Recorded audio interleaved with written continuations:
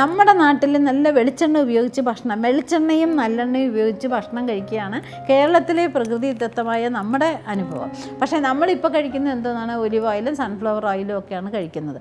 സസ്യ എണ്ണ, നല്ല സസ്യ എണ്ണയാണ് കേരളത്തിൽ കിട്ടുന്ന നമ്മുടെ കോക്കനട്ട് ഓയിൽ.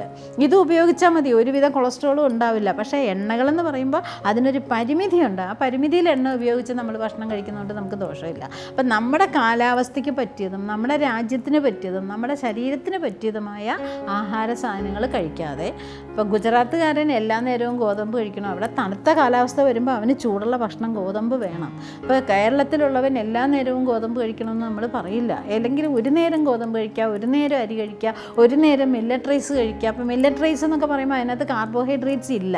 അപ്പോൾ ഇപ്പോൾ ഈ ഇരുന്ന് പണിയെടുത്തിട്ട് ഏറ്റവും കൂടുതൽ കാണുന്ന രോഗം ഒബേസിറ്റിയാണ്.